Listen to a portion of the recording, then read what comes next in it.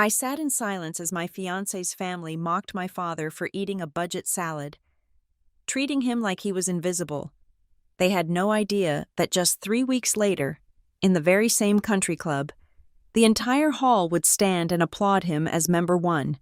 The fate of their precious membership suddenly rested in the hands of the quiet man they had just humiliated. My name is Kimberly Hopkins.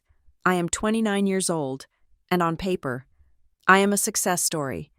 My title is Senior Strategy Specialist at Aurora Meridian Consulting, a firm that occupies the top 3 floors of the tallest glass and steel monolith in Harborview. From my desk, I can look out over the gray Atlantic, watching ships that cost more than my father's entire lifetime earnings cut through the water. I wear tailored blazers that cost $300, and I can navigate a boardroom presentation with a level of shark-like precision that terrifies interns. But every day at noon, when my colleagues drift toward the elevator to buy $20 poke bowls or artisan sandwiches, I reach into my bag and pull out a scuffed plastic container. Inside is a salad, not a kale and quinoa mix with truffle oil vinaigrette, but the kind of salad you make when you know exactly how much a head of iceberg lettuce costs down to the cent. Chopped iceberg, a handful of kidney beans, maybe some diced cucumber if it was on sale, and a dressing made from olive oil and vinegar shaken up in a jar. I eat it at my desk, quietly. It is a ritual. It is a tether. It is a reminder of where I came from, and more importantly, who got me here. My father, Elliot Hopkins, raised me alone after my mother died when I was 7. I do not remember a time when we were not counting. We counted pennies, we counted slices of bread, and we counted the miles left in the gas tank. Our weekends were not spent at theme parks or movies. Sunday mornings were for coupons. We would sit at the small, wobbling kitchen table with the Sunday paper spread out between us, armed with scissors. It was a game. He told me, we were treasure hunters. If we could find enough discounts, we could afford the good ice cream. If we matched the store sale with the manufacturer's coupon, we won the jackpot. I learned to view the world through a lens of scarcity before I learned long division. There was a specific kind of silence in our house during those years. It was not the peaceful silence of a library or the relaxed silence of a Sunday nap. It was a heavy, exhausted silence. It was the quiet of 2 people who knew that one wrong move, one broken appliance, or one unexpected medical bill could capsize our entire life. It was the silence of being overlooked. We had relatives on my mother's side who had done well for themselves. Once or twice a year, usually around the holidays, we would be invited to their sprawling homes. I remember the smell of those houses, furniture polish, expensive candles, and something crisp that I later realized was just filtered air. Dad would tell me to be polite, to say thank you, and to not ask for seconds. We would sit on the edge of plush sofas, afraid to wrinkle the fabric. My cousins would talk about summer camps that cost $2,000 and ski trips to Aspen. Dad would just nod, smiling that gentle, fixed smile of his hands folded tightly in his lap to hide the calluses. They never mocked us to our faces. That would have been easier to handle. Instead, they offered pity. They handed us leftovers in aluminum trays with the benevolent air of royalty feeding the peasants. They asked Dad if he was still managing at the hardware store. They looked at my clothes, clean, but clearly from a discount rack, and told me I was growing so fast, implying it was a shame my wardrobe could not keep up. That was when I started noticing the signs. I remember driving past the ridge that separated our neighborhood from the wealthy enclaves. There were gates, there were stone pillars, and there were signs that said, "Members only." "What does that mean, Dad?" I asked once, pointing to the wrought iron gates of a private club we were driving past on our way to a job he was doing. "It means you have to pay to go inside, Kimmy," he said, his eyes on the road. "Can we pay?" "Not today, honey, not today." He never said never. He just said not today. But even at 10 years old, I understood the translation. I understood that there was a wall around the world that mattered. And we were on the outside. That feeling of exclusion settled into my bones. It made me angry, but it also made me sharp. I decided then that I would not just climb the wall, I would buy the wall. I would work until those gates opened for me without question. That ambition is what brought me to Aurora Meridian. It is what made me the first person in the office every morning and the last one to leave at night. And it is what led me to Logan Mercer. Logan is everything I am not. He is effortless. He grew up in Ridgeford, the town next door that might as well have been a different planet. His family has been members of the Ridgeford Country Club for 3 generations. He has the kind of confidence that comes from never having walked into a grocery store and done mental math to see if you can afford milk and cereal. We met at a networking event 2 years ago. He liked my edge. He told me I had a hunger that he found captivating. He did not understand that the hunger was literal, a phantom sensation from years of rationing. But I fell in love with him anyway. He was warm, generous, and he looked at me like I was the only person in the room. But there are cracks, tiny hairline fractures that appear when our worlds rub against each other. Logan thinks my frugality is a quirk, a cute personality trait. He does not understand that it is a survival mechanism. Last week, we were in his kitchen, a kitchen with marble countertops that cost more than my dad's car, and I was washing out a Ziploc bag to reuse it. Logan laughed. It was a light, airy sound. "Babe, seriously? It costs 5 cents. You're doing the Elliot thing again." I froze. The Elliot thing. He calls it that whenever I do something he considers unnecessarily cheap. Ordering water instead of wine at dinner, walking 6 blocks to save on parking, eating my homemade salad instead of ordering takeout. "It's not an Elliot thing," I said, keeping my voice even. "It's just not wasteful." "It's a little obsessive," he said, coming up behind me and wrapping his arms around my waist. He kissed my neck. "You know you're safe now, right? You don't have to live like you're 1 paycheck away from disaster anymore.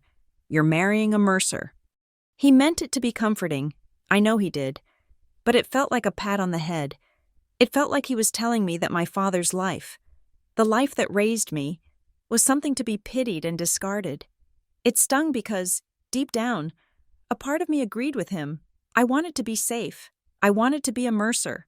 I wanted to scrub the scent of coupons and old sedans off my skin. But I could not scrub away my father. My dad, Elliot, is 62 now. His hair is gray, and he moves a little slower, but he still has that same anxious desire to please. He treats Logan like a celebrity. When I told Dad I was bringing Logan home for the first time, Dad spent 3 days cleaning our small house.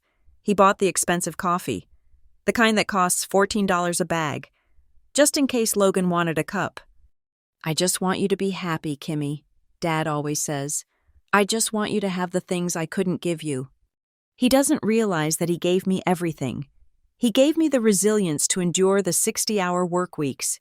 He gave me the ability to find joy in small things. But I have spent my entire adult life trying to fix his circumstances. I send him money, which he secretly puts into a savings account for me. I buy him nice shirts, which he saves for special occasions so they won't get ruined. I have convinced myself that my success is for him. I tell myself that when I make partner, when I marry into the Mercer family, when I have the right last name and the right bank account balance, the world will finally treat Elliot Hopkins with dignity. I want to force the people who look through him to finally see him. But the closer I get to Logan's world, the more I realize that respect is not a currency they exchange with outsiders. Tonight is the night, the first official dinner with Logan's parents at their estate in Ridgeford. Not a casual meetup, but the formal, welcome to the family dinner. I have spent the last week coaching Dad. I bought him a new tie. I told him which fork to use. I told him to just smile and let me do the talking. "Do I look okay?" he asked me this morning, standing in his living room. He was wearing a suit that was at least 15 years old. It was clean, pressed within an inch of its life, but the fabric was shiny with age. His shoes, black Oxfords he has had since I was in high school, were polished so hard I could see my reflection in them, but the soles were worn thin. He looked proud, but terrified. He looked like a man preparing to walk into a lion's den armed only with a stick. "You look great, Dad," I lied, swallowing the lump in my throat. I don't want to embarrass you, Kimmy, he said, adjusting his cuffs. I know these people are different.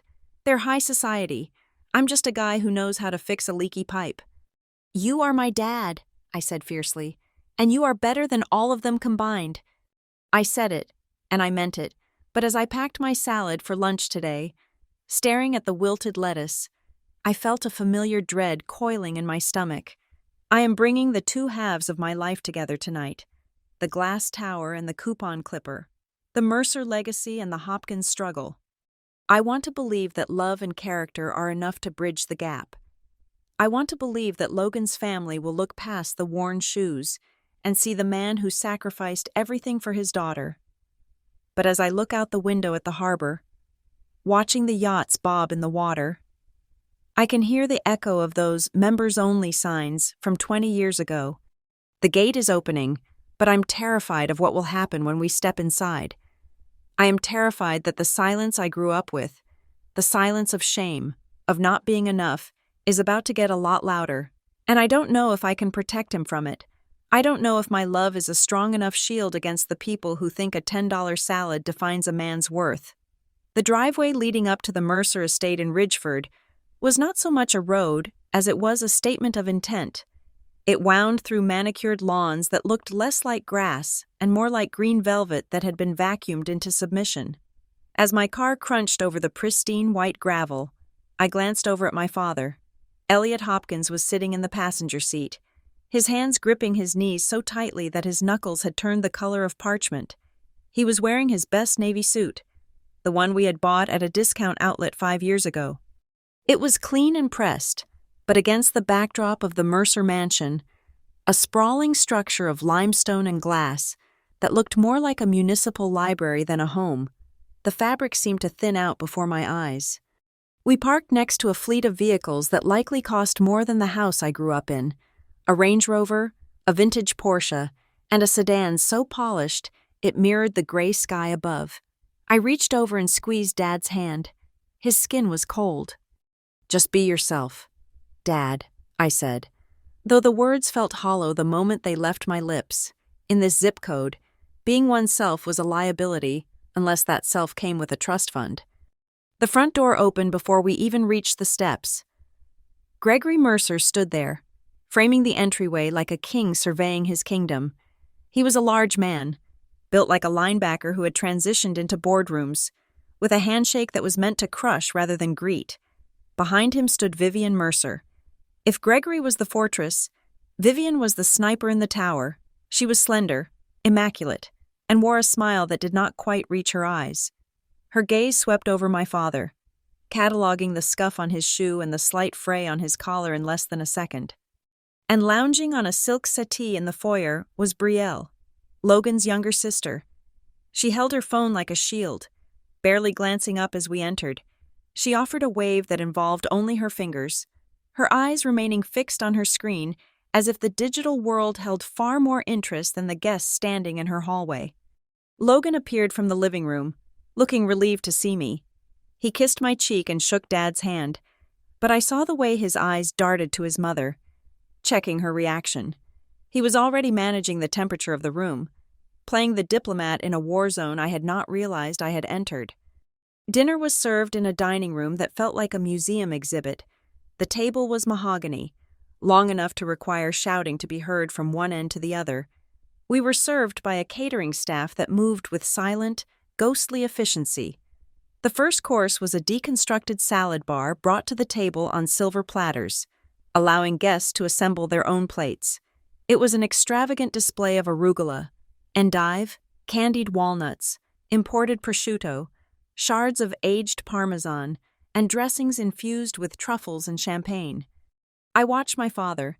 He looked at the platter as if it were a complex puzzle he was afraid of breaking. His hesitation was palpable. To Elliot Hopkins, salad was fuel. It was sustenance. It was not art. Slowly, tentatively, he reached for the serving tongs.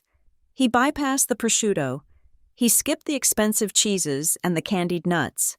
Instead, he carefully selected a small pile of plain iceberg lettuce leaves. He added a spoonful of kidney beans, the only familiar protein he recognized from our kitchen table, and a few slices of cucumber. When it came to the dressing, he ignored the truffle emulsion and poured a tiny, modest amount of simple oil and vinegar on the side. The silence at the table was heavy, broken only by the clinking of silver against china. Then, Vivian's voice sliced through the air. "It is certainly practical," she said, leaning forward to inspect Dad's plate. Her tone was light, airy, and laced with arsenic. "It looks exactly like the sort of plate one might accidentally assemble at a supermarket buffet. You know, the kind where people wander into the members' dining room by mistake." A small, polite ripple of laughter went around the table. It was not a belly laugh. It was the dry, crackling sound of social signaling. They were laughing to show they understood the joke, to show they were on the inside. I felt the blood rush to my face, hot and stinging. I looked at Dad. His ears had turned a deep, violent shade of crimson. He lowered his fork, his hand trembling just enough to cause the silverware to rattle against the porcelain plate. He forced a smile, the kind of smile that breaks your heart because it is so clearly a defense mechanism. "Well, you know what they say," Dad mumbled, his voice thick with embarrassment. "The simple stuff is better for the heart. I am a creature of habit, I suppose." Gregory took a sip of his wine, swirling the crimson liquid in the glass. He chuckled, a deep, resonant sound. "We should suggest it to the club board," he said, looking around the table for approval. "The Hopkins budget salad. We could market it as a lesson in austerity for the working class. It really captures the spirit of thrift." The laughter was louder this time. I looked at Logan. I waited for him to speak. I waited for him to say that my father was a guest, that his choices were his own, that they should show some basic human decency. Logan looked down at his plate. Under the table, I felt his foot gently kick Brielle's shin, a silent signal to stop her from giggling, but he said nothing. He cut his endive, lifted his fork to his mouth, and swallowed his spine along with his dinner. Across the table, Brielle had raised her phone. The camera lens was pointed directly at my father's plate. I saw the flash of her thumb tapping the screen. She was not even trying to hide it. She was documenting the anomaly, capturing the budget salad for an audience of thousands who would find poverty aesthetic or amusing. She smirked, her thumbs flying across the keyboard, likely composing a caption about how quaint our dinner guest was. I wanted to stand up. I wanted to flip the mahogany table. I wanted to scream that the man they were mocking had worked double shifts so I could buy textbooks, that his thrift was the reason I was sitting in this room at all. But I froze. I was paralyzed by the conditioning of my childhood, the deep-seated fear of making a scene in front of the people who owned the building. The rest of the dinner passed in a blur of humiliation. I barely tasted the food. Every bite felt like ash. My father ate quickly, head down, eyes focused on his plate, as if looking up would invite another arrow. When the ordeal finally ended and we stood at the front door to leave, Vivian placed a hand on my arm. Her skin was cool and dry. "Kimberly, dear," she said, her voice dropping to a conspiratorial whisper that was loud enough for everyone to hear, regarding the wedding reception. "Perhaps we should consider a separate catering station. Just something simple. We wouldn't want your father to feel the need to bring his saving habits to the country club. It might confuse the staff." It was a velvet-wrapped knife, plunged straight into my ribs. She smiled, patted my arm, and stepped back, satisfied with her work. "Thank you for dinner. Mrs. Mercer," I said, my voice mechanical. The drive home was suffocating. The interior of the car felt too small to contain the weight of what had just happened. The streetlights flickered past in a rhythmic blur, illuminating my father's profile. He was staring out the window, his shoulders slumped. On the back seat lay a small plastic container.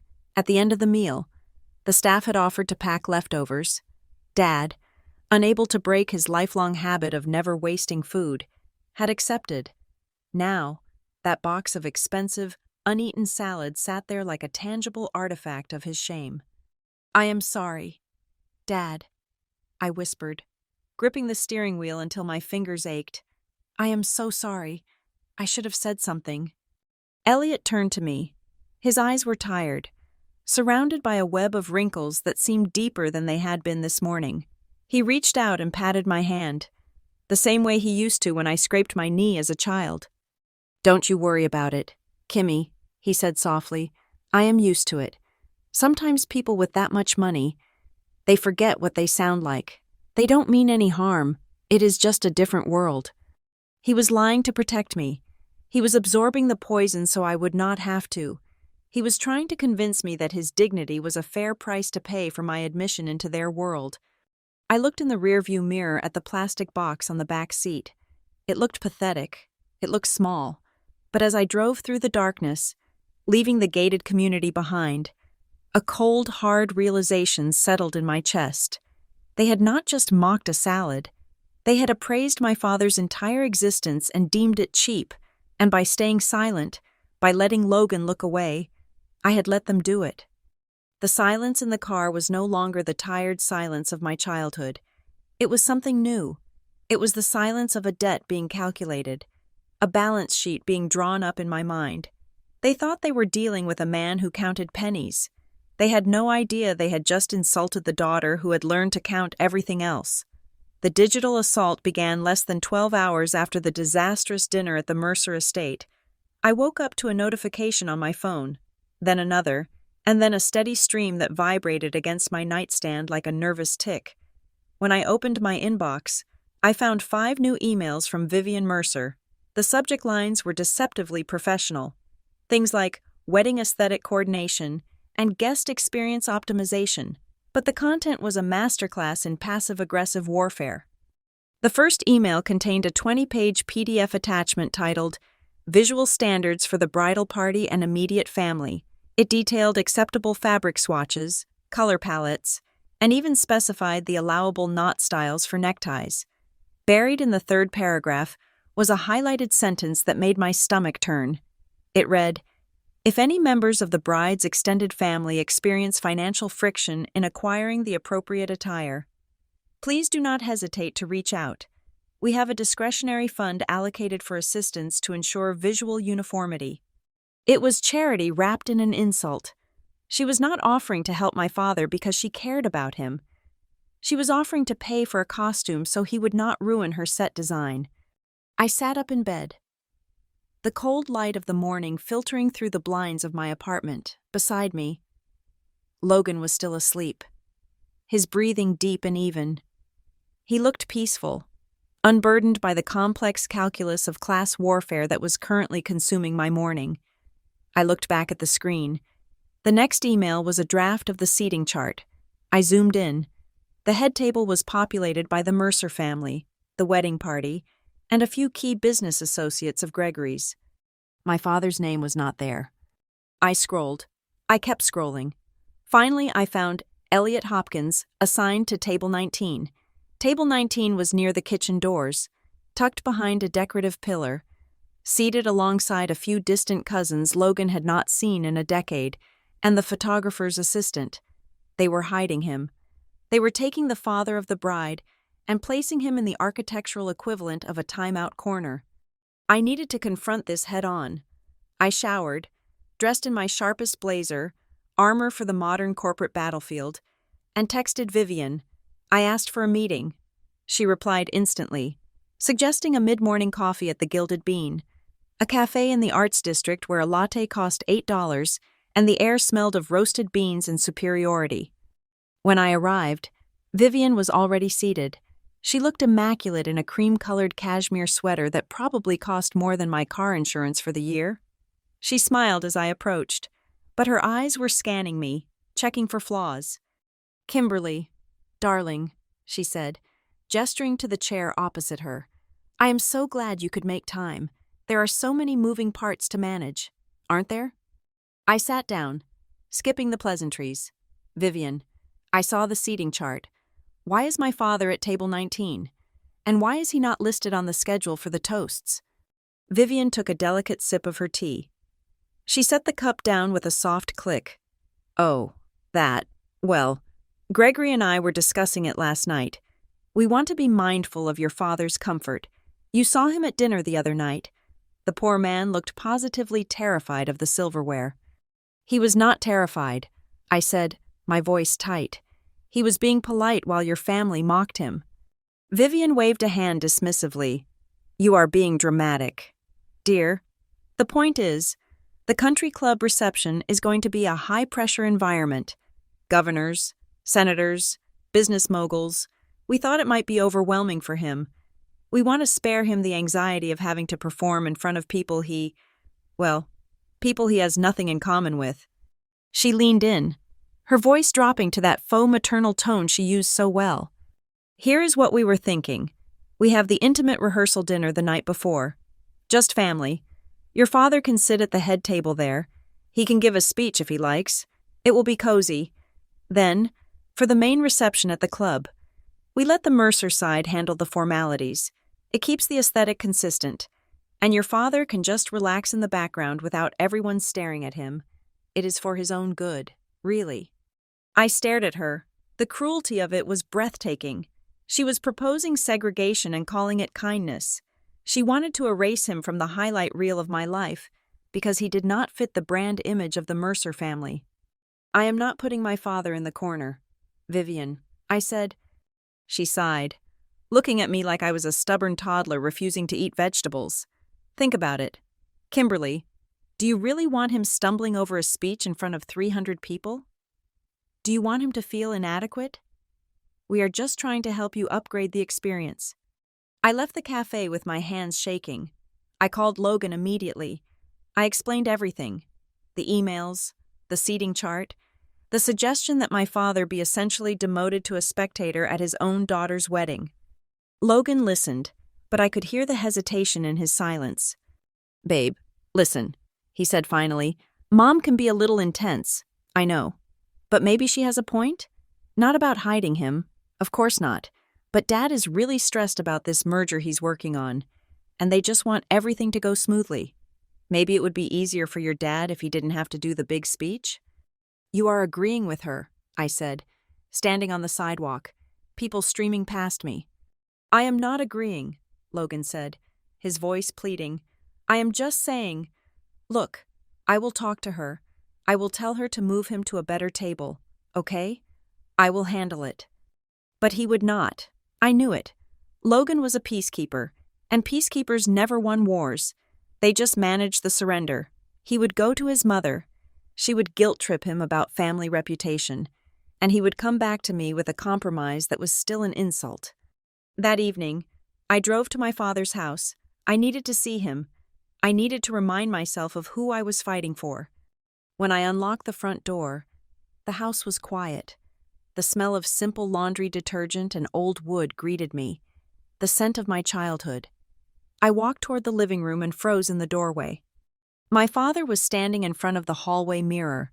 He had set up the ironing board, and steam was rising from it in thin white wisps. He was ironing his old suit, the same one he had worn to the dinner, the same one he had worn to my high school graduation and every funeral for the past decade. He had a glass of water in his hand. He raised the glass toward the mirror, cleared his throat, and spoke to his reflection. To Kimberly and Logan, he said, his voice wavering slightly, may your life be full of... He frowned, checking a scrap of paper he had placed on the telephone table. May your life be full of abundance and joy. I look at my daughter and I see. He stumbled over the words. He adjusted his tie, which was slightly crooked. He looked at himself in the mirror, at the thinning hair, the anxious eyes, the suit that did not quite fit right in the shoulders, and he sighed. It was a heavy, defeated sound. He looked like a man trying to solve a puzzle he did not have the pieces for. I felt a crack open up inside my chest. It was a mixture of fierce love and unbearable shame. I was ashamed of the Mercers for making him feel this way, but I was also ashamed of myself. I was ashamed that I had brought this pressure into his life. I looked at him and saw how hard he was trying to twist himself into a shape that would fit through their narrow door. He spotted me in the reflection and jumped, almost dropping the water. Kimmy, he said, forcing a bright smile. I did not hear you come in. Just doing a little practice. Want to make sure I do not trip over my tongue on the big day." I walked over and hugged him. I hugged him tight, smelling the starch and the metallic scent of the iron. He felt smaller than I remembered. "Dad," I said, pulling back. "Yeah, honey?" The words sat on my tongue, tasting like bile. I knew what I should say. I should say, "You are going to be great. You are sitting next to me. You are speaking first." But the image of Vivian's sneer, the memory of the laughter at the dinner table, and the fear of seeing him humiliated on a stage of 300 people overwhelmed me. I wanted to protect him. I wanted to stop him from being the punchline. But to save him, I had to hurt him. "Dad," I said, my voice trembling. I was thinking, the wedding is going to be really long and loud. There are going to be a lot of people you do not know. He watched me, his smile faltering slightly. "Okay?" I took a breath. What if we just did the special stuff at the rehearsal dinner? Just us. Small, intimate. You could give your speech then, when it is just family. And then on the wedding day, you could just relax. You would not have to worry about a speech or sitting at the head table with all those strangers. You could just enjoy the food. The silence that followed was different from the silence of the Mercers. It was not cold, it was shattering. My father looked at me. He looked right into my eyes, and I saw the moment he understood. He did not think I was trying to save him from stress. He thought I was ashamed of him. He thought I agreed with them. He slowly lowered the glass of water to the table. He reached out and turned off the iron. The hissing steam stopped. "Oh," he said softly, "I see." "Dad, it is not—" No, he interrupted, holding up a hand. "It makes sense.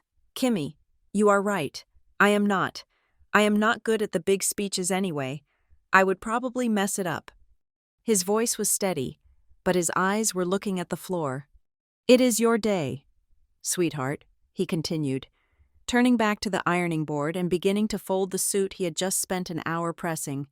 "Whatever makes you happy, that is all I want." I stood there, paralyzed. I had done it. I had achieved exactly what Vivian wanted. I had cleared the visual obstruction from the head table.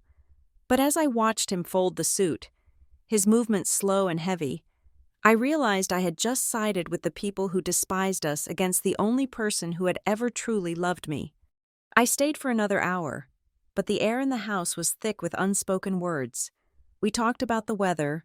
We talked about his garden. We did not talk about the wedding. When I finally left, saying I had an early meeting, Dad nodded and walked me to the door. "Drive safe. Kimmy," he said. After I drove away, I realized I had left my phone charger on the kitchen counter. I circled back, parking quietly on the street so I would not disturb him if he had gone to bed. I let myself in the back door. The house was dark, except for the light over the kitchen table. Dad was sitting there. He was not asleep. He had his checkbook out and a small stack of papers. He was on the phone, his voice low. "Yes, that is right," he was saying. "I want to cancel the cashier's check. The one for $20,000. Yes, no, do not reissue it. I need to move the funds to a different account." I froze in the utility room. $20,000? That was nearly his entire life savings. That was the money he had been scraping together for years. The money I suspected he was planning to give us as a wedding gift.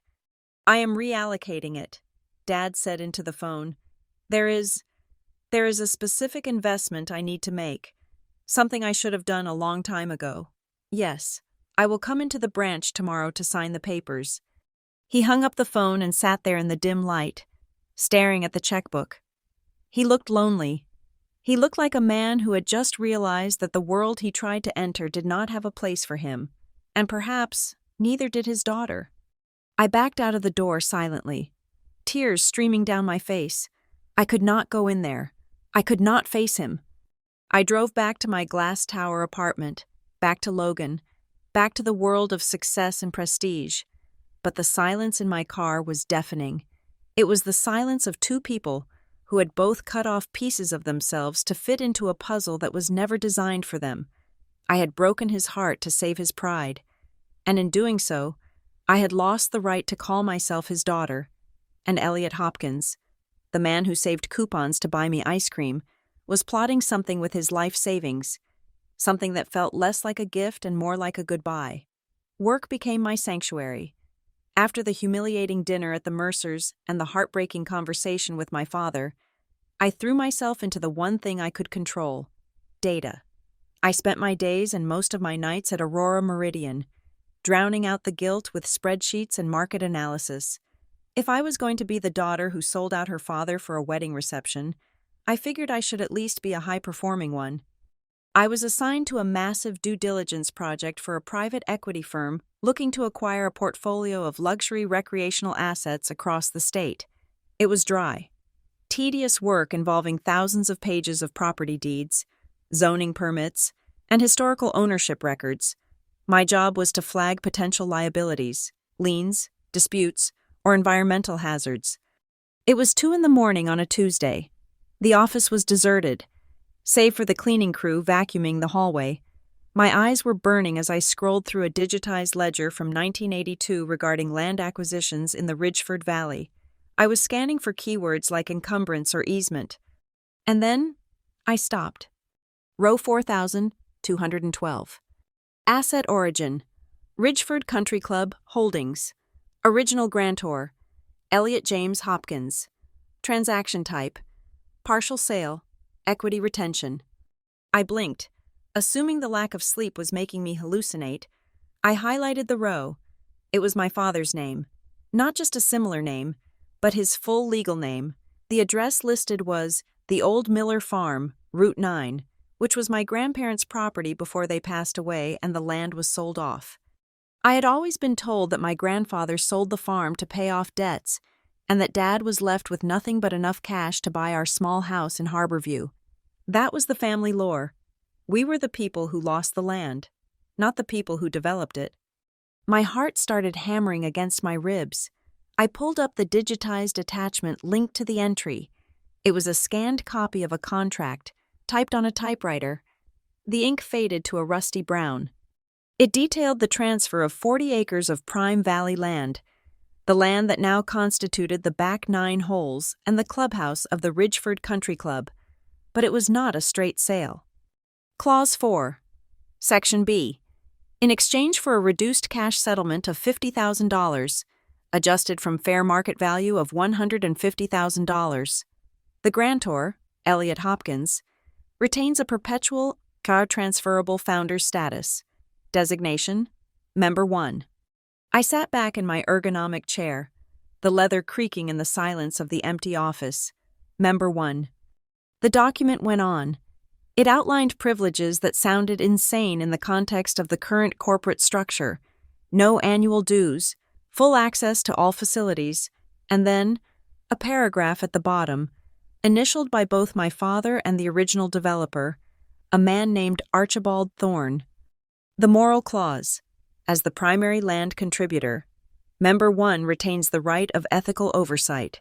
Should the culture or management of the club deviate from the principles of community integrity and mutual respect, Member 1 holds the authority to petition for a membership review of any individual, regardless of standing, or to veto changes to the club's founding charter. I printed the document. My hands were shaking. I grabbed my bag, leaving my laptop open, and ran to the elevator. I needed the original. Digital scans were one thing. I needed the paper with the wet ink signature to be sure this wasn't some administrative error. I drove to my father's house at 3 a.m. I had a key. Of course, the house was dark and silent. I crept up the stairs, avoiding the 3rd step that always creaked. I went straight to the attic. It was a small, dusty space filled with boxes marked Christmas and tax returns. I knew where he kept the important papers. There was a metal lockbox under an old quilt. I knew the combination because it was my birthday. 051295. I opened it. Inside were my birth certificate, my mother's death certificate, and a thick envelope made of heavy, expensive linen paper. It was yellowed with age. I opened the envelope. There it was, the original deed. and clipped to it was a handwritten letter from Archibald Thorne himself, dated just a few months before the club opened. Elliot, I know you are walking away. I know you hate what this place is becoming before we have even cut the ribbon, but I am keeping your name on the books as member 1. You gave us the ground we walk on. If you ever change your mind, or if this place ever needs a conscience, the seat is yours. It is ironclad. Archie. I sat on the dusty floorboards, holding the paper that proved my father was not just a guest at the Ridgeford Country Club. He was, in a legal sense, its landlord.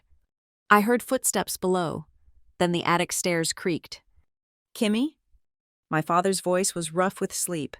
He was standing at the top of the stairs, wearing his plaid pajamas, holding a flashlight. The beam hit the papers in my lap. He froze. The flashlight beam wavered. What are you doing? He asked, his voice barely a whisper. Why didn't you tell me? I asked, holding up the letter. Dad, you are member 1. You practically own the place. Elliot came fully into the attic and sat down on a stack of old magazines opposite me. He rubbed his face with his hands. He looked old. He looked tired. It does not mean anything, Kimmy, he said. It is just paper. It is not just paper, I whispered, trying not to shout. Do you know how they treated you? Do you know how Vivian Mercer looked at you? She treated you like you were dirt on her shoe, and all this time, you held the highest rank in the entire club? That is exactly why I didn't tell you, he said. He looked at me, his eyes clear and sad. I saw what money did to people. Kimmy, Archie Thorne was a good man. But his partners? They were vultures. They wanted to build walls. They wanted to keep people out. They laughed at the farmers whose land they bought. I took the smaller payout and the title because Archie insisted. But after the first meeting, I walked out. He gestured vaguely toward the window, toward the distant lights of Ridgeford. I didn't want you to grow up thinking that being member 1 made you better than anyone else. I wanted you to value people for who they are, not what list they are on. If I had used that membership, if I had raised you in that club, you might have turned out like them. The words hit me like a physical blow. You might have turned out like them. I looked at the document again. So you just let it go? You lived paycheck to paycheck, eating salads and clipping coupons, while sitting on a golden ticket? I lived a good life, he said firmly. I had your mother. I had you. We had enough. That membership, it was poison. Kimmy, it was a ticket to a world where nobody is ever satisfied. But they are hurting you now, I said, my voice cracking. They are mocking you. They are pushing you into the shadows of my wedding because they think you are nothing. Elliot shrugged, a gesture of infinite resignation. Let them talk. Words don't break bones. I know who I am. He was so noble. He was so incredibly, frustratingly good. But as I looked at him, sitting there in his pajamas, willing to be erased to keep the peace, something in me snapped. It was the part of me that had clawed my way up the corporate ladder, the part of me that dealt in leverage and strategy. Dad, I said slowly, my mind racing, you said you walked away because they lost their way, because they lacked integrity. Yes. Well, I said, unfolding the contract again and pointing to Clause 4. Archie gave you a weapon to fix that, the moral clause. He frowned, leaning in to look. That is ancient history. The club has been sold 5 times since then. I check contracts for a living. Dad, I said, a cold smile touching my lips. Corporate bylaws are sticky things, unless a specific vote was held by the founding members to remove this clause. And since you are the only surviving founding member and you never voted, this is still active. It survived every merger because nobody noticed it. It is a dormant virus in their operating system. I stood up, the dust settling around me. I felt a surge of electricity that I had not felt in years. It was not just anger, it was power. You don't want to use it because you don't want to be one of them. I said, I get that, but they are using their rules to crush you. It is time we use their own rules to remind them who actually owns the ground they stand on. Kimmy, he warned, standing up. I don't want to fight. I just want you to get married and be happy." "I can't be happy knowing I let them treat you like a beggar in your own house," I said. "The Ridgeford Country Club is not their house. Dad, it is yours, and they are just bad tenants." I took the documents. I needed to verify everything with a specialist, but I already knew I was right. The Mercers had built their entire identity on exclusion, on the idea that some people belong and some people do not. They had spent weeks making my father feel like an intruder. They had no idea that the man they were trying to hide behind a pillar was the only person in the room with the power to lock the doors. I looked at my father. For the first time, I didn't see a victim of the class system. I saw a sleeping king who had simply forgotten he wore a crown. "We are going to verify this," I told him. "And then, we are going to accept that invitation to the Founders' Gala next week." "The gala?" Dad asked, looking horrified. "Kimmy, no." "Yes," I said. "But you are not going as Elliot the mechanic. You are going as member 1. I walked down the attic stairs, clutching the yellowed envelope to my chest. My hands were no longer shaking. The shame that had weighed me down for weeks had evaporated, replaced by a cold, sharp clarity. Vivian Mercer wanted a wedding where everything was up to code. Well, I was about to enforce the building regulations. The evening after my discovery in the attic, the air in our apartment felt thin, as if the oxygen was being slowly siphoned out. Logan was sitting on the beige sectional sofa, scrolling through his tablet, looking at proofs for the wedding invitations. He looked perfectly at home in the curated comfort of our life, a life built on the assumption that he was the prince and I was the lucky commoner he had pulled up from the mud. I poured 2 glasses of wine, the cheap stuff I usually decanted into a fancy bottle to avoid his commentary, and sat down next to him. I needed to know. I needed to see where the fracture lines lay before I put any weight on them. "Logan," I said, keeping my voice casual, "I was going through some old boxes at my dad's place, just looking for baby photos." He hummed in acknowledgement, not looking up. "Find anything embarrassing?" "I found some old property deeds." I said, "It turns out, my dad didn't just live near the country club. He actually owned the land it sits on. He sold it to the developers back in the 80s. Logan's finger stopped mid-scroll. He looked up, a small frown creasing his forehead. "What do you mean? Like a plot nearby?" "No," I said, taking a sip of wine. "The valley, the whole thing, the clubhouse, the back 9. He was the original owner. He sold it for a fraction of the value to save the project when the investors ran dry." I watched his face closely. I was looking for surprise, maybe a little impressed eyebrows raise, or even a laugh about how small the world was. I wanted him to say, "Wow, so your dad is practically royalty there." Instead, a shadow passed over his face. He set the tablet down on the coffee table. "Are you sure?" he asked, because the club history always says the founding families, my grandfather included, broke ground on virgin territory.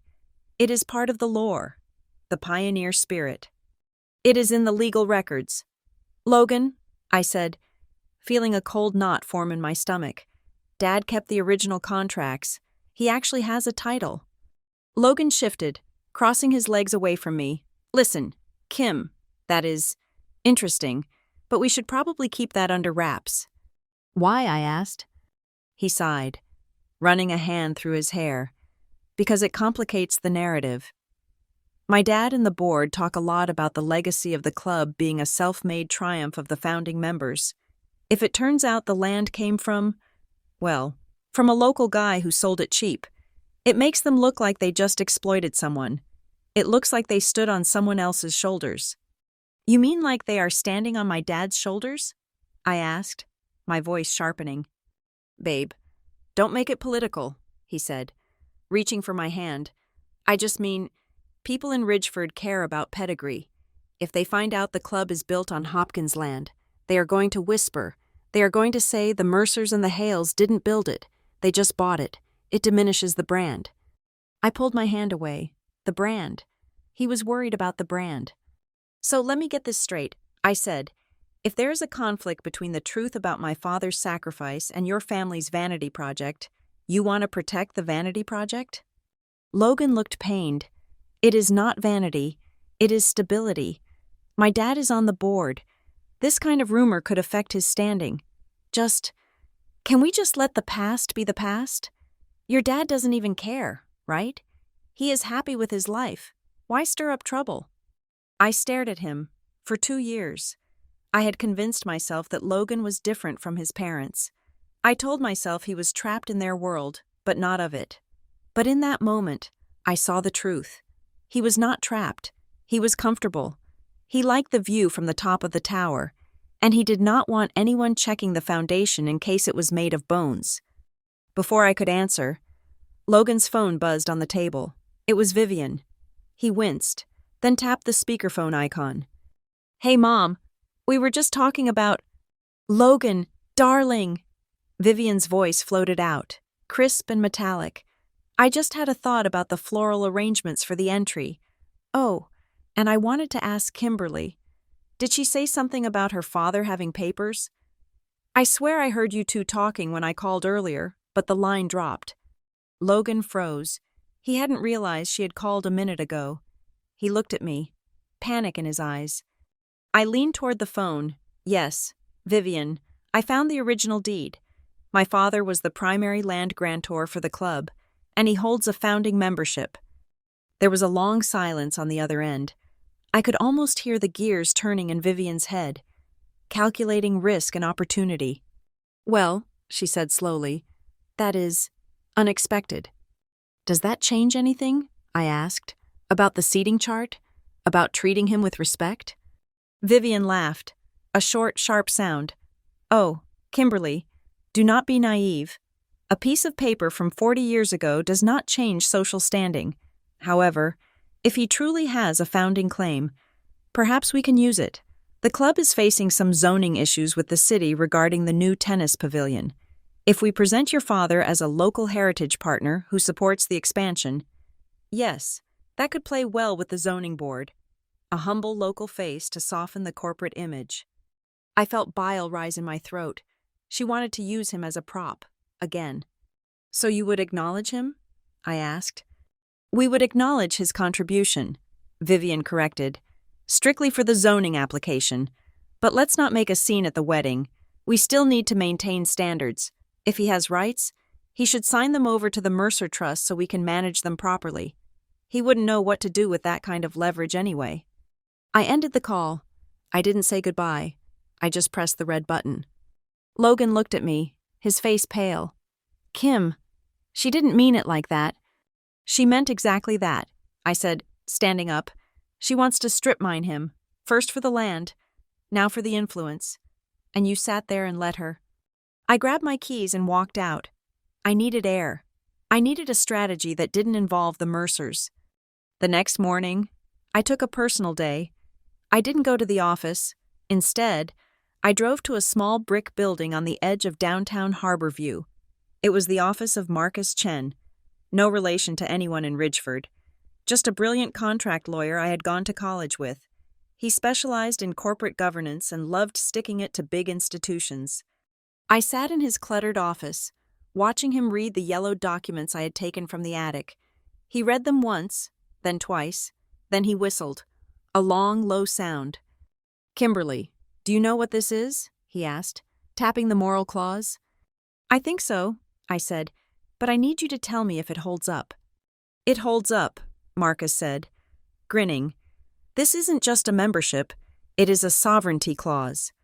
Member 1 isn't just a fancy title, it is a veto power. This language about ethical oversight, it gives your father the unilateral right to demand a disciplinary hearing for any member who violates the spirit of community integrity." "What does that mean in practice?" I asked. "It means," Marcus said, leaning back, "that if someone acts like a jerk, say, humiliating a guest, or creating a hostile environment based on class or income, your dad can force the board to review their membership. And because he is the founder, the board must act. They cannot dismiss his complaint without violating their own charter. If they ignore him, they void their own incorporation status." I sat back, letting the information sink in. The Mercers were terrified of bad PR. They were terrified of losing their status. And my father, The man they mocked for eating iceberg lettuce held the kill switch for their social lives. But there was a problem. The weapon belonged to Elliot, and Elliot was a pacifist. I thanked Marcus and drove to my father's house. I found him in the garden, tying up tomato plants with strips of old cloth. He looked peaceful, miles away from the legal dynamite I was carrying in my purse. I sat on the porch steps and watched him for a while. I knew that if I told him the whole plan, that I wanted to use his title to potentially get the Mercers kicked out of their own club, he would refuse. He would say it was petty. He would say revenge creates more poison. So I decided to lie, or at least, to omit the sharpest parts of the truth. "Dad," I said. He looked up, wiping dirt from his hands. "Hey, kiddo, everything okay?" "I have been thinking," I said, "about the Founders Gala next week." He frowned. "I thought we agreed I was staying home." "I know," I said, "but I want you to come, not for them, for me." I stood up and walked over to the garden bed. I have spent my whole life trying to get into their world, Dad, and I realized I have never actually brought my world with me. I want you there. I want you to see what my life looks like now. I want to walk in there on your arm. He looked skeptical. "Kimmy, I don't fit in there. You saw what happened at dinner." "That was dinner," I said. "This is a gala. It is historic. And I spoke to the club president. They found your name in the archives. They want to acknowledge the founding members. You don't have to speak. You just have to be there. Please? It would mean the world to me to have member one beside me." Elliot studied my face. He was looking for the anger I usually carried when I talked about the Mercers. I tried to mask it, tried to soften my eyes. "You are up to something, aren't you?" he asked gently. "I just want respect, Dad. For both of us." He sighed, untying a piece of twine and retying it tighter. "I will go," he said finally, "on one condition. Anything. You have to promise me," he said, looking me dead in the eye, "that we are not going there to start a war. I promised myself a long time ago I wouldn't use that title to make myself feel big by making others feel small. If we go with dignity. We don't use power just to crush people for the sake of it." I swallowed hard. "I promise," I lied. "We won't use it to crush them." "Okay," Dad said, dusting off his hands. "I guess I need to get my suit dry cleaned again." "No," I said. "We are getting you a new suit. No arguments." As I drove away from his house, my phone buzzed. It was Logan. "Just talk to Mom. She says if your dad signs the rights transfer before the wedding, she can upgrade the rehearsal dinner package. Let's talk." I didn't reply. I stared at the text, feeling the final tether to Logan's snap. He was brokering a deal for my father's dignity in exchange for better appetizers. I wasn't just bringing a guest to the gala. I was bringing a reckoning. And for the first time in my life, I wasn't afraid of the silence that would follow. I was looking forward to it. Because this time, it wouldn't be us who were silenced. The brunch was billed as a casual affair. A way to help my father acclimate to the atmosphere of the Ridgeford Country Club before the upcoming Founders Gala. Vivian called it a soft launch. I called it a trap. But I drove my father there anyway because I was still clinging to the naive hope that exposure might breed tolerance. The restaurant, the Fairway Terrace, was a glass-enclosed rotunda overlooking the 18th hole. It was the kind of place where the sunlight seemed to be filtered through a golden lens before it was allowed to touch the tables. The air smelled of expensive perfume, freshly cut grass, and mimosa. Elliot sat next to me. He was wearing the new suit I had bought him, but he sat in it stiffly, as if afraid that relaxing his shoulders might wrinkle the fabric. He had spent 20 minutes in the car polishing his shoes with a rag he kept in the glove compartment. They shone under the table, 2 black mirrors reflecting the anxiety of a man who just wanted to be invisible. Vivian and Gregory sat opposite us, looking like royalty holding court. Brielle was to my left, scrolling through her phone, her thumb moving with the rhythmic apathy of someone who found the physical world boring. When the server arrived, a young girl named Maya, whose hands were shaking slightly as she held the heavy leather-bound menus, the tension at the table spiked. "I will have the lobster Benedict," Vivian said without looking up. And a fresh grapefruit juice, not from concentrate. Gregory ordered the steak and eggs. Brielle pointed at an avocado toast option that cost $24 and went back to her screen. Then, all eyes turned to my father. He held the menu like it was a fragile artifact. I knew what he was looking for.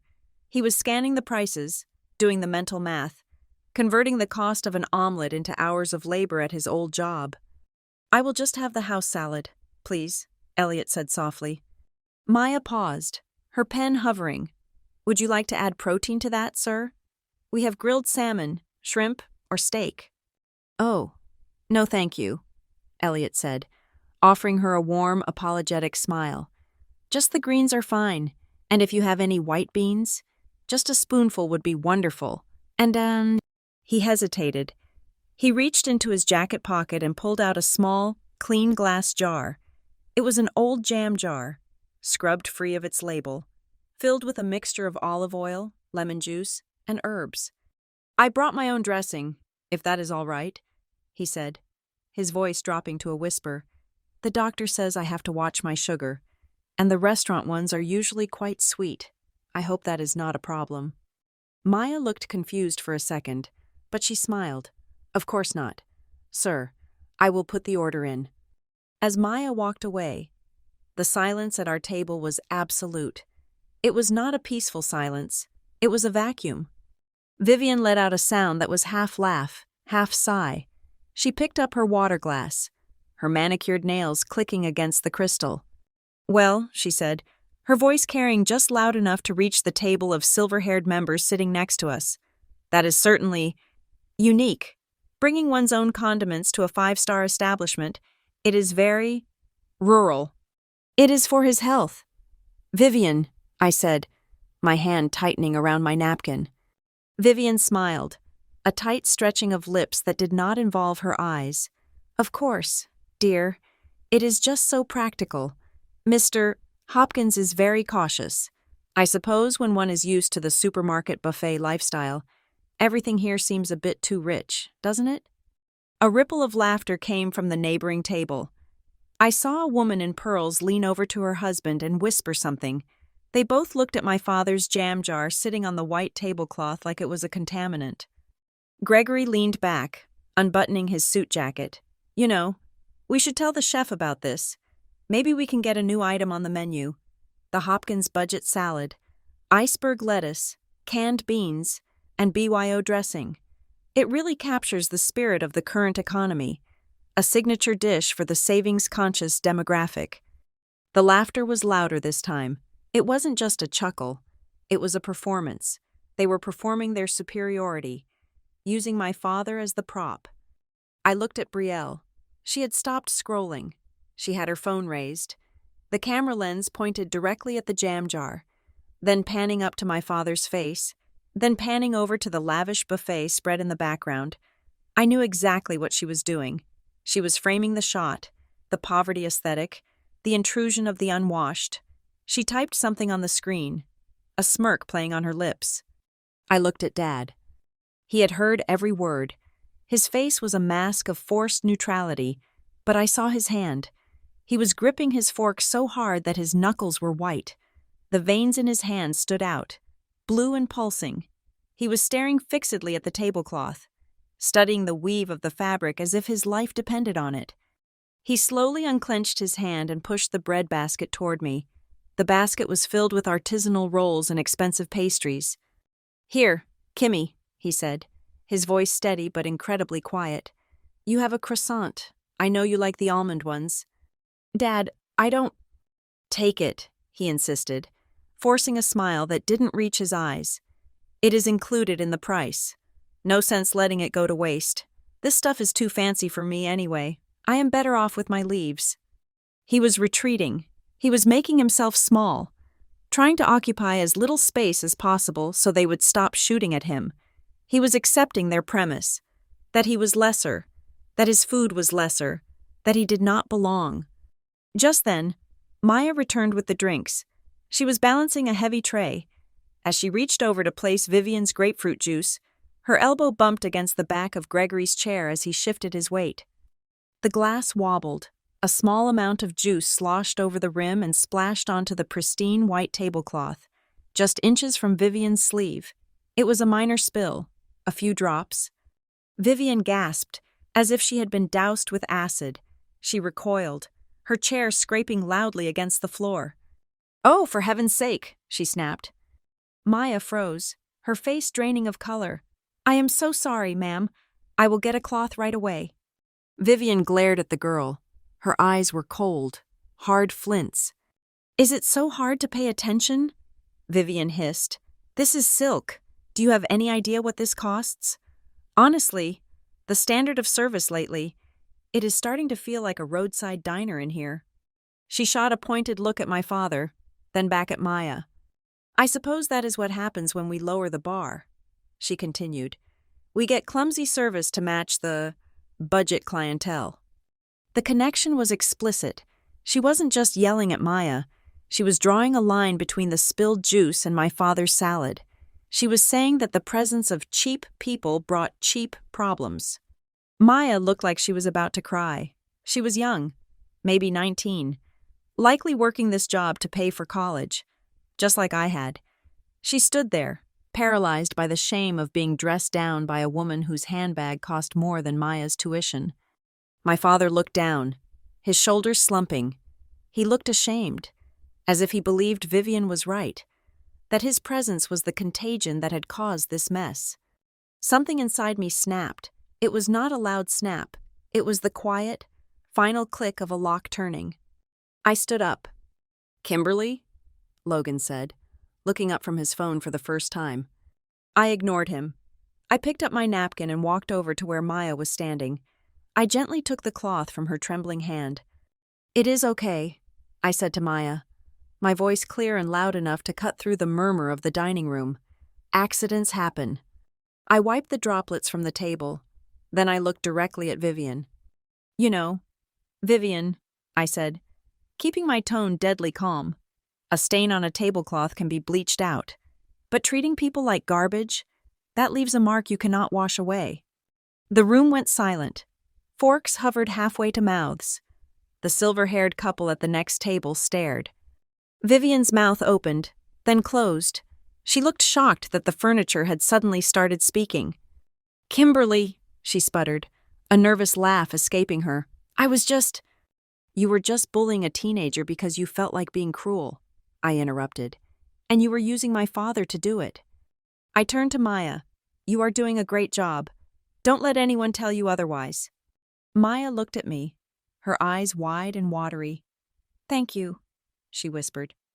I walked back to my seat. I didn't sit down. I looked at Dad. "Dad, let's go," I said. "I don't have an appetite for this anymore." Elliot looked up at me. He looked terrified, but also relieved. He stood up, clutching his jar of dressing. "Kim," Logan hissed, grabbing my wrist. "Sit down. You are making a scene." "Let go of my hand." "Logan," I said. He let go as if he had been burned. We walked out of the fairway terrace. I could feel their eyes on our backs. I could feel the heat of their judgment. The whispered comments starting up again as soon as we passed the threshold, but I didn't care. We drove in silence for a long time. My hands were shaking on the steering wheel. I was waiting for Dad to tell me I shouldn't have done that I should have kept the peace. Finally, as we turned onto the coastal road leading to his house, Elliot spoke. "Kimmy," he said softly, staring out the window at the gray ocean. "Yeah, Dad?" "Maybe I should just stay home for the gala," he said. My heart sank. "Dad, no." "Listen to me," he said, turning to look at me. His eyes were not angry. They were just sad, tired. "I don't fit in that world, honey, and I don't want to be the reason you have to fight people. If I go there, I am just going to drag you down. I am just going to be the stain on the tablecloth. You have worked so hard to get where you are. You shouldn't have to defend your old man every time he wants to eat a salad." I pulled the car over to the side of the road. I put it in park and turned to face him. I looked at his worn face. I looked at the hands that had fixed my bike, paid for my books, and held me when my mother died. I looked at the man who was member one, the man who owned the ground those vultures were standing on, offering to hide himself away so I wouldn't be embarrassed. He thought he was the burden. He thought his dignity was the price of my admission. "No, Dad," I said, my voice thick with tears I refused to shed. "You are not staying home." "But Kimmy." "No," I repeated, "you are coming. But we are not going there to fit in anymore." I reached over and took the jar of dressing from his hand. I held it up. "This is who you are," I said. "You are practical. You are careful. You are real. And they are going to learn to respect that, even if I have to burn their precious club to the ground to make them see it." Elliot looked at me. He saw the fire in my eyes, a fire he had probably hoped I would never need. He nodded slowly. "Okay," he whispered. "Okay, Kimmy." I put the car back in gear. The limit had been reached. I was done playing by their rules. Vivian Mercer wanted to make a show of things? Fine, I would give her a show, but she was going to regret buying the tickets.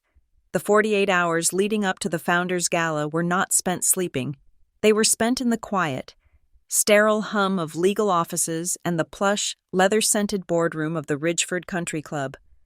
I had stopped being the daughter who cried over a spilled salad. I had become a strategist executing a hostile takeover. Only the asset I was acquiring was my father's dignity. My first stop was Marcus's office. We spent 3 hours certifying the lineage of the Member 1 title. We had to be sure. We dug through county clerk records, cross-referencing the original land plot numbers with the club's current tax filings. It was airtight. The entity, Ridgeford Country Club Holdings, was legally bound to the original grantor, Elliot Hopkins, by a contract that had no expiration date. The moral clause was not just a suggestion, it was a binding condition of the land use. "You realize what you're doing, right?" Marcus asked, stamping the final affidavit. "You are handing the board a loaded gun and asking them to point it at their biggest donors." "No," I said, sliding the papers into my briefcase. "I am handing the gun to my father. I am just making sure the safety is off." The next step was Donovan Hale. Donovan was the current president of the club, a man who loved the sound of his own voice and the romance of legacy. He was not malicious like Vivian, just deeply enamored with the pomp and circumstance of his position. I requested an emergency meeting with him, citing sensitive historical information regarding the upcoming gala. I met him in his office, a room lined with trophies won by people who had been dead for 50 years. "Ms. Hopkins," Donovan said, looking at his watch. "I admit I am intrigued. You said this concerns the program for Saturday?" "It does," I said, sitting down and placing a single, crisp folder on his desk. "I know the theme of the gala is honoring our roots. I have done some research. Donovan, I found something that I think could be the highlight of your night, the emotional centerpiece." I spun a story. I told him about a young man in the late 70s who owned the Prime Valley land. I told him how this man had a sick wife and a young daughter, and how he sold his heritage for pennies on the dollar to ensure the club could survive its bankruptcy era. I painted a picture of a silent guardian who had walked among the members for decades, unrecognized, holding the title of Member 1 but never using it. I saw Donovan's eyes mist over. He was eating it up. It was the perfect narrative. Noble sacrifice, hidden royalty, a connection to the soil. "And this man," Donovan whispered, leaning in, "he is still alive?" "He is," I said, "and he will be at the gala." "Who is it?" I paused for effect. "It is Elliot Hopkins, my father." Donovan's eyes went wide. He started to say something, probably recalling the incident with the jam jar, but I cut him off. "He doesn't want a fuss," I lied smoothly. "He is shy, but I think it is time the club acknowledged its true founder. I want to propose a special segment, a surprise reveal. You tell the story first, the story of Member 1, without naming him, build the suspense, and then call him up." Donovan nodded slowly, a smile spreading across his face. He was already imagining the applause. He was imagining himself as the benevolent leader revealing a hidden treasure. "It is brilliant, Kimberly, pure gold, the silent founder. The members will love it." There is one more thing, I said. For the staff, I was very impressed by a young server at the brunch last week. Her name is Maya. I would like her assigned to the head VIP section for the night. She handled a difficult situation with grace, and I think she deserves the experience. Donovan waved a hand. Done. I will speak to the catering manager. He had no idea that I wasn't just arranging the seating, I was arranging the witnesses. With the trap set at the club, I had to manage the targets. I called Vivian. I kept my voice light, submissive, the tone of a daughter-in-law who had learned her lesson. Vivian, I said, I just wanted to confirm that Dad and I will be there, and don't worry about any speeches. I talked to him. He understands. He is just coming to watch. He will stay in the background. I could hear the tension drain out of her voice. Oh, that is a relief. Kimberly, truly, it is for the best. We want him to be comfortable, and frankly, the schedule is so packed with the senator's address and Gregory's toast, there just wouldn't be room. I understand completely, I said. We will just be faces in the crowd. Perfect, she said. See you there, darling. Logan was harder to fool. That night, as I was steaming my dress, he stood in the doorway, watching me. You are being really quiet, he said. About the whole Dad thing. You were ready to burn the house down 3 days ago. I realized you were right, I said, not looking at him.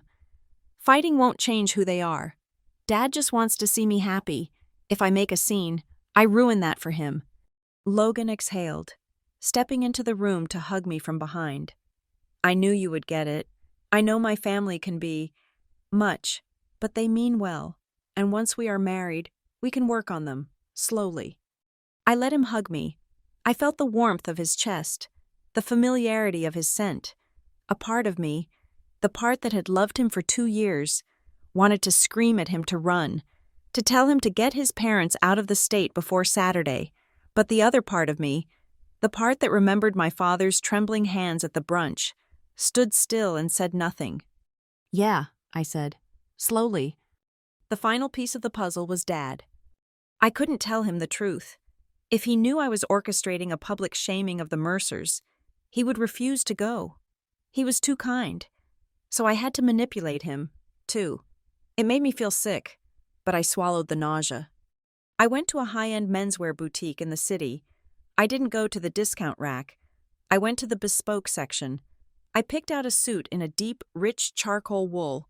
I bought a silk tie in a subtle silver pattern and a pair of Italian leather shoes that cost more than my first car. When I brought them to his house, his eyes went wide. Kimmy, he said, touching the fabric. I can't wear this. This must have cost a fortune. It didn't cost me a dime. I lied. The firm had a client event that got canceled. They gave these out as perks to the senior staff for their family members. If you don't wear it, it just sits in a closet. He looked at me, searching for the lie, but I held my face steady.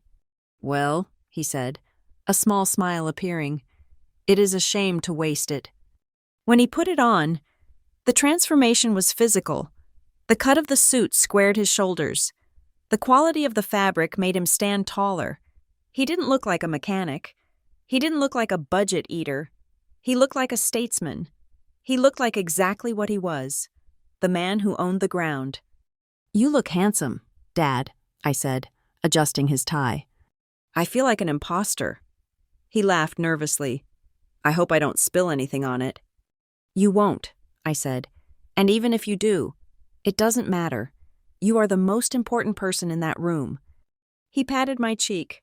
I am just there to clap for you, honey. The night before the gala.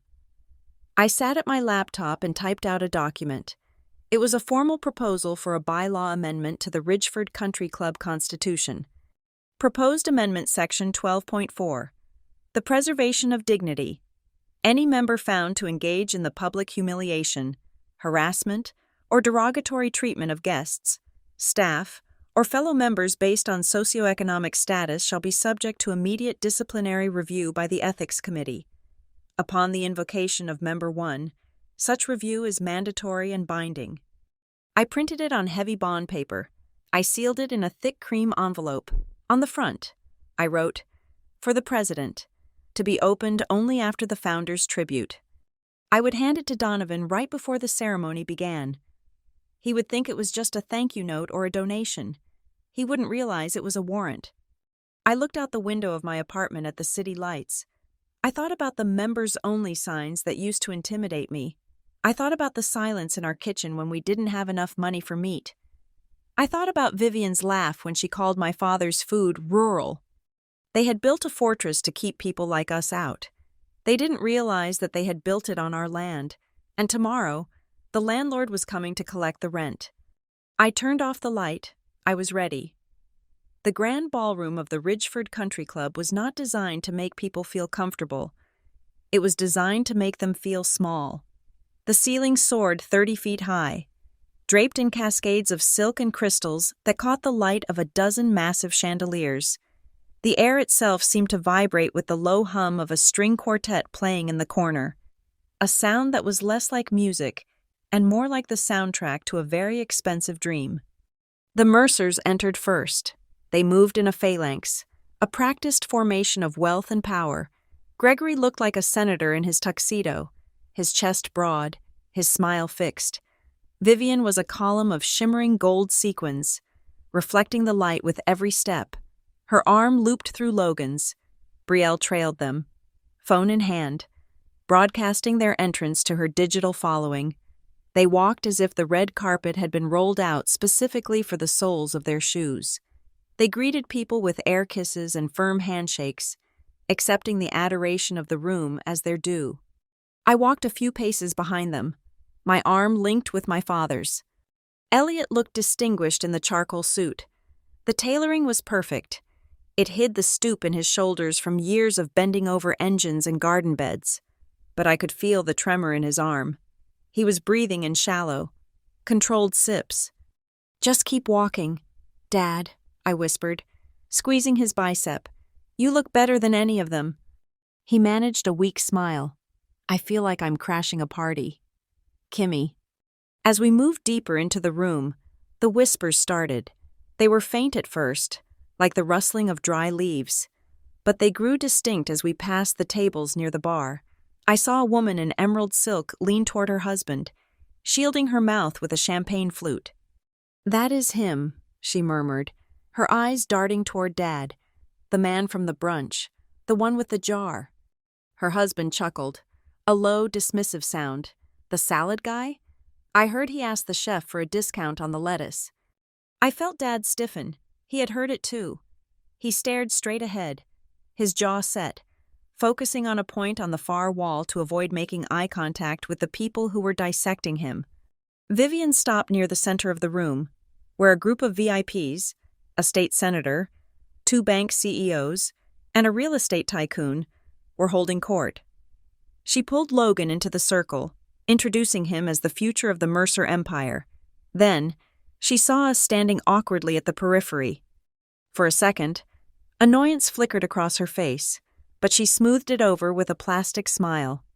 She waved us over, a gesture that looked more like she was summoning servants than family.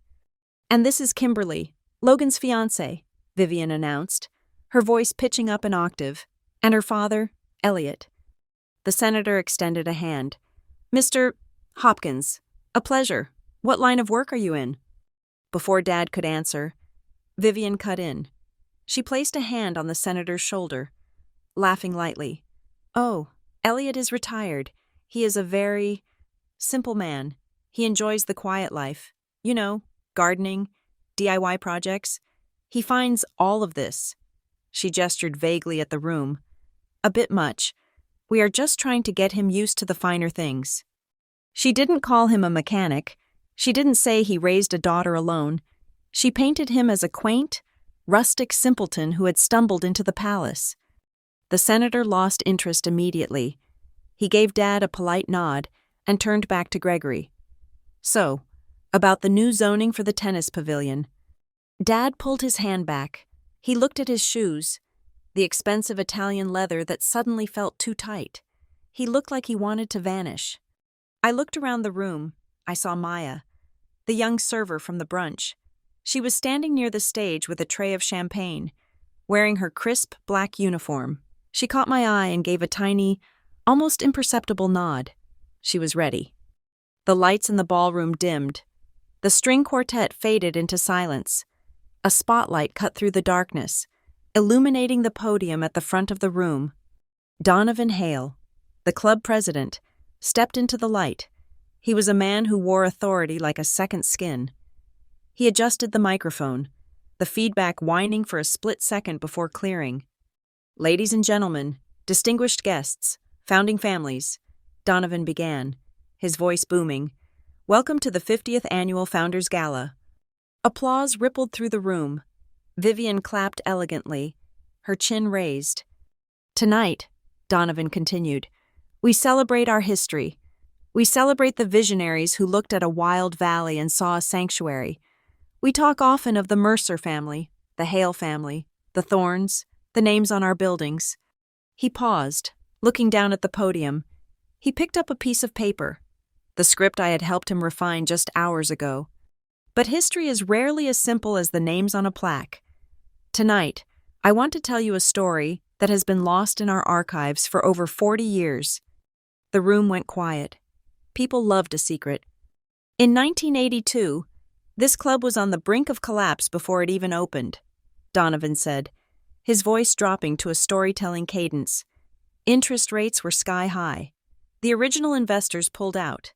The banks were ready to foreclose on the land. We were weeks away from losing everything. I glanced at the Mercer table. Gregory was frowning. This was not the usual triumph of capitalism speech he was used to.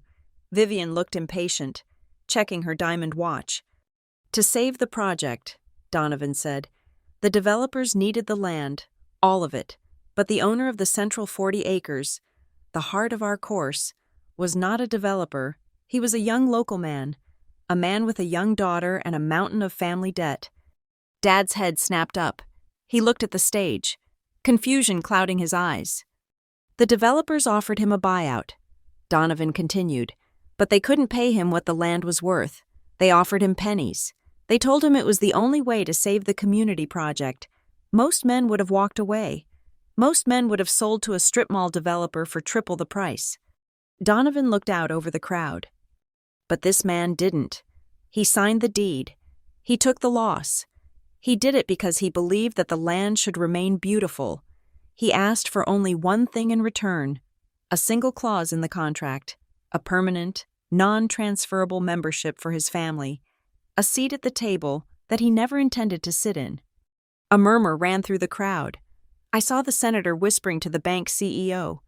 "For 40 years, Donovan said, his voice rising, "this man has lived among us. He has walked these streets. He has watched this club grow into a beacon of prestige, and he has never asked for a thing. He has never used the pool, never played a round of golf, never walked through these doors to claim his due. He chose anonymity." Vivian shifted in her seat. She leaned toward Gregory. "Who is he talking about? This sounds like nonsense. We bought the land from the Thorne estate."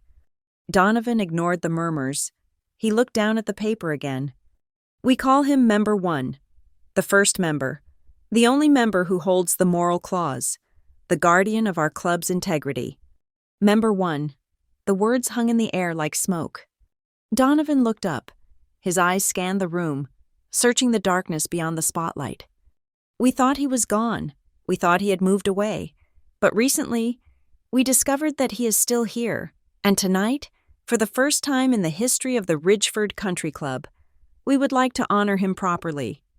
Donovan smiled. It was a genuine smile. "Ladies and gentlemen, please stand and welcome the true founder of our grounds, Mr. Elliot Hopkins." The silence that followed was absolute. It was the silence of a bomb that had just detonated but had not yet exploded. Every head in the room turned. 300 pairs of eyes swung toward our table. Vivian froze. Her champagne glass stopped halfway to her mouth.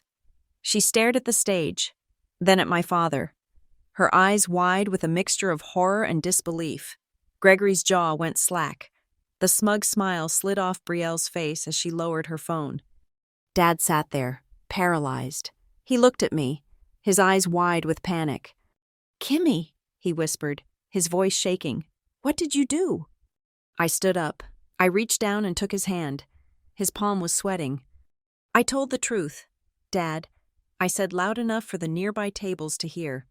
"Stand up. This is your house." I pulled him up. He rose slowly, his legs unsteady. The spotlight swung from the stage. It swept across the room, blinding us for a second, before settling on my father. He stood there in his charcoal suit, the light catching the silver in his hair. He blinked, looking vulnerable and terrified. For a second, nobody moved. The cognitive dissonance was too strong. This was the salad guy. This was the man with the jam jar. This was the mechanic. Then, from the back of the room, a single person started clapping. It was Maya. She was clapping hard, her hands high in the air. Then Donovan started clapping on stage. And then, slowly, the room followed. It started as a polite trickle, the kind of applause people give because they are supposed to, but then, as the reality sank in, that this humble man was the reason they had a club at all, the applause grew. It swelled. It became a roar. People stood up. The senator stood up. The banker stood up. They were clapping for the story. They were clapping for the novelty. But they were clapping for him. I nudged him. "Go. Dad, they are waiting for you." Elliot looked at the stage. He looked at the path that had opened up through the tables. He took a breath. He straightened his tie, and then he started to walk.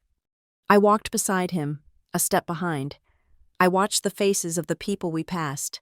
I saw the woman who had laughed at his salad.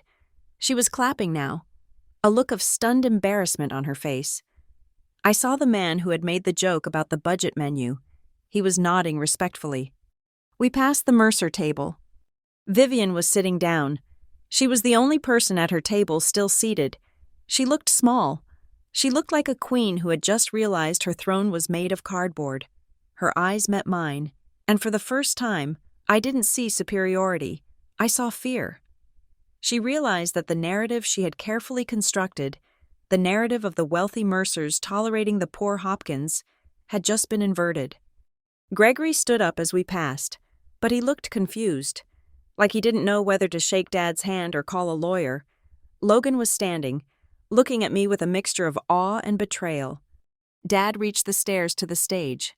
Donovan came down to meet him, shaking his hand vigorously. "Mr. Hopkins," Donovan said, his voice amplified by the microphone. "Welcome home." Dad stepped up to the podium. He looked out at the sea of faces, the faces that had ignored him, mocked him, and looked through him for years. He gripped the sides of the podium to steady himself. The applause died down. The room waited. I stood at the bottom of the stairs, looking up at him. I saw his hands shaking. I prayed he wouldn't apologize. I prayed he wouldn't shrink. Dad cleared his throat.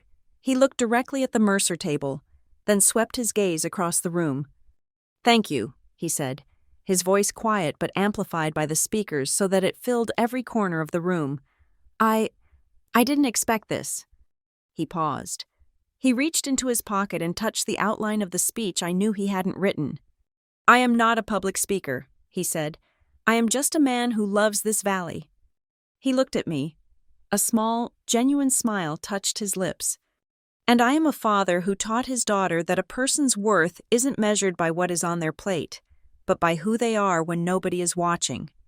The room was silent, deadly silent. He hadn't attacked anyone. He hadn't screamed. He had just gently laid the truth on the table next to the crystal glasses. I looked back at Vivian.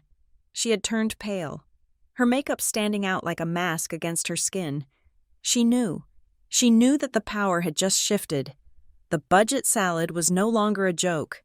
It was a gavel, and the session was just beginning. My father stood alone at the podium, gripping the wood as if it were the only solid thing in a room made of shifting sand. The spotlight was harsh, carving deep shadows into the lines of his face, but he did not look away. He looked out at the sea of tuxedos and gowns, at the faces that had dismissed him as a scenic ruin just moments before. "I traded this land," he said, his voice quiet but steady. amplified to fill the cavernous silence of the ballroom. I traded it because back then, I had a little girl who needed braces and a roof that did not leak. I thought I was selling the dirt. I thought I was selling the view. I did not realize I was selling my right to walk into a room with my head held high. He paused, looking down at his hands, the hands that had scrubbed grease and planted seeds for 40 years. I told my lawyer to keep one thing. He continued, just one seat, not because I wanted to sit in it, but because I wanted to know that if my daughter ever walked in here, she would be walking on ground that her father had not completely given up on. I thought I had sold everything else. I thought the soul of this place belonged to the people with the checkbooks. He stepped back from the microphone. He did not bow. He did not wait for applause. He simply turned to leave. But Donovan Hale stepped forward, placing a hand on the microphone to stop the hum. "One moment, Miss Hopkins," Donovan said. Donovan turned to the audience, his expression shifting from ceremonial to severe. He held up the folder I had given him earlier that evening. "Mr. Hopkins believes his role here is purely symbolic," Donovan announced. "He believes his rights are a relic of the past. However, the charter of the Ridgeford Country Club is clear. The position of Member 1 is not honorary, it is executive, and it carries a specific responsibility." The room was deadly quiet. I saw Vivian Mercer grip the tablecloth, her knuckles white. Under the original deed, Donovan read, his voice ringing out, "Member 1 retains the right of ethical oversight. This clause exists to ensure that the club remains a place of community, not a fortress of exclusion. Tonight, Member 1 has formally invoked this right." Elliot froze. He looked down from the stage, his eyes locking with mine. I stood at the bottom of the stairs. I saw the question in his eyes. He remembered the promise I had made in the garden, that we would not use power to crush people. He looked at me, and for a terrifying second, I thought he would stop me. I thought he would take the mic and forgive them. But then he looked past me. He looked at the Mercer table. He looked at Vivian, who was staring at him with a mixture of hatred and fear, and then he looked back at me. He did not see triumph in my face. He saw the scars of 1,000 tiny cuts. He saw the daughter who had internalized 20 years of silence. He gave me a small, almost imperceptible nod. He stepped back into the shadows of the stage, letting the machinery I had built take over. Donovan opened the sealed envelope I had placed on his desk, the one marked for this exact moment.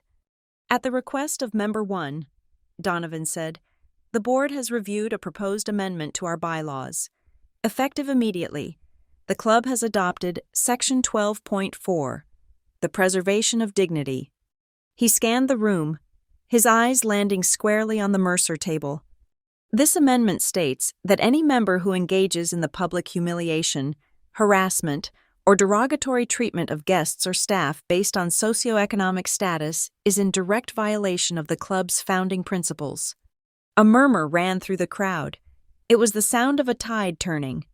"Furthermore," Donovan said, his voice hardening, "we have received a formal complaint regarding an incident that occurred at the Fairway Terrace last week. This complaint is supported by video evidence and witness testimony from our staff." I looked at Brielle. Her face was gray. The phone she loved to use as a weapon was sitting on the table, face down, like a loaded gun she was afraid to touch. The video she had taken, the one she thought was a funny story about a budget salad, was now the evidence that would hang them. Donovan took a breath. "In light of this, the Ethics Committee has made a decision. Until a full investigation is completed, the memberships of Gregory and Vivian Mercer are hereby suspended. You are asked to refrain from using club facilities, effective immediately." The silence broke. It shattered. Vivian shot out of her chair. It was a violent motion, knocking her chair backward onto the floor with a loud clatter. "This is ridiculous!" she shrieked. Her voice cracked, losing all its cultivated smoothness. "We are the Mercers. We paid for the roof over your head. Donovan, we have donated hundreds of thousands of dollars to this place." She looked around the room, desperate for allies. "Tell him," she yelled at the senator. "Tell him this is a mistake. It was a joke. It was just a salad. For God's sake. He brought a jam jar to a 5-star restaurant. We were just laughing. But the senator did not look at her. He was studying the bottom of his wineglass with intense fascination. The bank CEO turned his back to whisper to his wife. The room had recalculated the exchange rate of power, and the Mercers were suddenly bankrupt. Gregory stood up slowly. He did not scream. He was a businessman, and he knew when a deal had gone sour. He looked across the room at me. His eyes were cold, calculating, and filled with a venomous clarity. He walked around the table, ignoring his wife's hysterics, and approached me. He stopped 3 feet away. "You planned this," he said low enough that only I could hear. I looked him in the eye. I did not blink. "You used your father," Gregory spat. "You dragged that old man up there and used him as a battering ram. You think this makes you noble? You are just as ruthless as the people you claim to hate. You used him as a tool to lilt us." "No," I said, my voice calm, terrified by my own steadiness. "I did not use him. I revealed him." I took a step closer to Gregory. "You spent weeks trying to hide him. You tried to erase him because he made you uncomfortable. All I did was turn on the lights. And as for the law, I used the rules that you wrote. You built this club on bylaws and exclusions because you thought they would protect you from people like us. I just used the law you thought only protected your status to protect the dignity of the man you called a peasant." Gregory opened his mouth to speak, but he had nothing left to sell. The security guards were already moving toward their table, not aggressively, but with the firm, polite insistence that signals the end of a very long night. Logan appeared at my elbow. His face was pale, sweat beading on his forehead. He grabbed my arm, his grip painful. "We need to talk," he hissed. "Now." He dragged me away from the center of the room, through the double doors, and out into the cool, quiet hallway lined with portraits of dead presidents. The music from the ballroom was muffled here, a distant thrumming. Logan spun around, running his hands through his hair. He looked like a man watching his house burn down and wondering why the sprinklers were spraying gasoline. "Are you insane?" he asked, his voice shaking. "Do you have any idea what you just did? You just humiliated my parents in front of the entire town. You just destroyed our standing. The senator was there. Kimberly, my dad has deals pending with half that room." He looked at me, waiting for me to apologize, waiting for me to fix it. "Why didn't you stop it?" he demanded. You knew about the clause. You set them up." I looked at him. I looked at the man I had planned to marry. He was handsome in his tuxedo. He was successful. He was everything I thought I wanted when I was a little girl looking at the members-only sign. But right now, all I saw was a coward. "I stopped it, Logan?" I asked quietly. "I set them up?" "Yes," he shouted. "You blindsided them." "They humiliated my father." "Logan," I said, "they mocked him to his face. They laughed at him for being poor. They treated him like an animal that had wandered indoors. And you sat there." "I did not sit there," Logan protested. "I kicked Brielle under the table. I told you I would talk to Mom." "You kicked her under the table," I repeated. "That is your defense? You gave a little kick while they stripped my father of his dignity?" Logan threw his hands up. "It was just a dinner." "Kimberly, they are old-fashioned. They are snobs. I know that. But you don't destroy a family over a bad joke. You don't use some ancient legal loophole to ban them from their own club." He grabbed my shoulders. "You have to go back in there. You have to tell Donovan it was a misunderstanding. Tell your dad to withdraw the complaint. If you do that, we can salvage this. We can say it was a heat-of-the-moment thing. Please, Kim, think about our wedding. Think about our future." I looked at his hands on my shoulders. I felt the weight of them. They felt heavy. They felt like chains. I thought about the future he was describing. A future where I managed his parents' cruelty. A future where I spent my life apologizing for my father's existence. A future where I learned to laugh at the jokes to keep the peace. I reached up and took his hands off my shoulders. "There is no wedding." "Logan," I said. He froze. "What?" I twisted the diamond ring on my finger. It was a beautiful ring. It had cost 3 months of his salary. It was the symbol of my entry into his world. I slid it off. It left a pale band of skin on my finger, a ghost of a commitment. "You are asking me to fix the damage to your reputation," I said, placing the cold metal into his palm. "But you have not asked me once, not once in 3 weeks, how it felt to watch my father shrink because of your mother's words." Logan stared at the ring in his hand. "Kim, don't do this. You are being irrational. This is just the adrenaline talking. We can work this out. I choose you, okay? I am choosing you right now." "No, you are not," I said, stepping back. "You are choosing the path of least resistance. You are choosing the status quo. You are standing here worried about the senator and the deals, while my father is in there standing alone." I pointed toward the ballroom doors.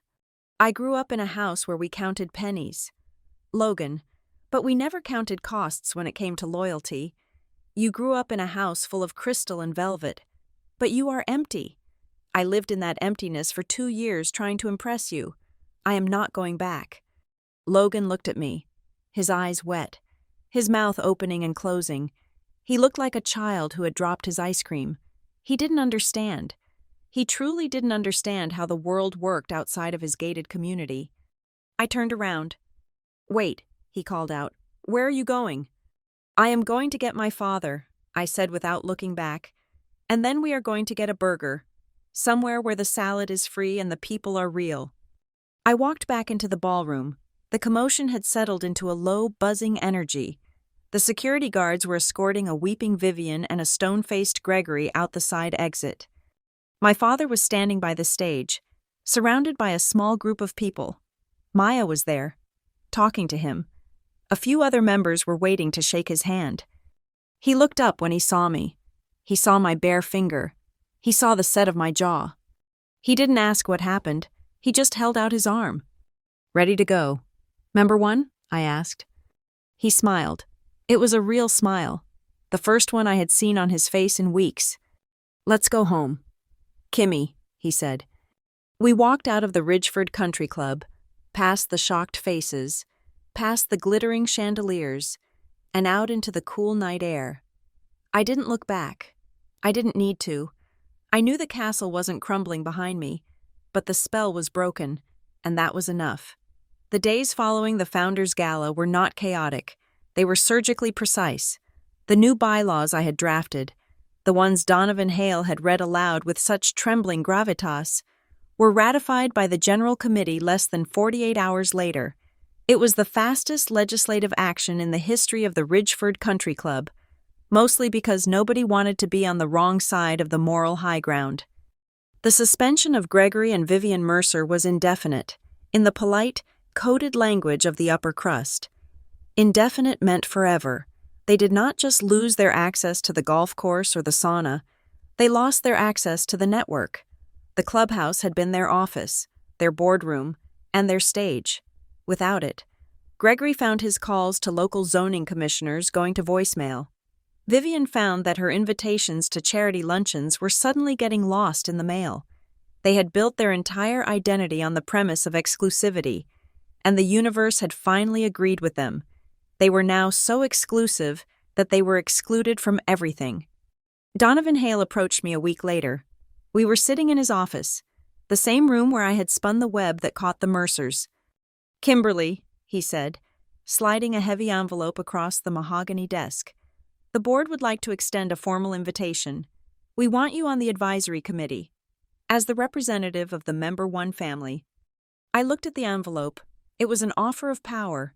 It was an offer to become one of them. I picked it up and tapped it against my chin. "I have conditions, Donovan," I said. He blinked. "Conditions?" "If I sit on this board," I said, leaning forward, "we are going to make some structural changes. First, I want a scholarship fund established for the children of the service staff, funded by a percentage of the annual membership dues. Second, I want financial literacy classes offered to all employees, paid for by the club. And third, the staff gets access to the pool and gym on Mondays when the club is closed to members." Donovan looked like he had swallowed a lemon. "Kimberly, that is highly irregular, The members might object to the costs. Then they can explain to member 1 why they think the people who cook their food and clean their floors are not worth an investment, I said calmly. Donovan sighed. Defeated. I will draw up the papers. When I told my father about the changes, he was skeptical. He sat at his kitchen table, peeling an orange. It sounds like a lot of paperwork. Kimmy, he said, are you sure you are not just twisting the knife? I took him to the club a few days later to sign the final documents. As we walked through the lobby, Maya came rushing up to us. She wasn't carrying a tray. She was holding a pamphlet for a college accounting course. Mr. Hopkins, she beamed. Look, the manager said the new fund covers 80% of my tuition. I can actually finish my degree next year. She looked at my father with a reverence that had nothing to do with fear and everything to do with gratitude. Thank you, she whispered. My father looked at her, then at me. I saw the realization settle in his eyes. He understood then that power did not have to be a weapon. It could be a shield. It could be a ladder. I am just glad to help. Maya, Dad said, his voice thick with emotion. You study hard. The Mercers tried to fight back, of course. They hired a PR firm to spin the narrative. They released a statement claiming the incident at the gala was a complex legal misunderstanding and a private family matter blown out of proportion. But small towns do not run on press releases. They run on gossip. And the story of the budget salad had legs. It was too perfect, too ironic to ignore. It became a local legend. Every time someone ordered a salad in Ridgeford, there was a knowing look, a whispered joke about the price of arrogance. The Mercers had not just lost their membership, they had become a punchline. 3 weeks after the gala, I received an email from Logan. Kim, it read, I have been trying to write this for days. I wanted to say I am sorry, not for the wedding or the ring, but for the silence. I was a coward. I sat there and watched them hurt him because I was afraid of rocking the boat. I see that now.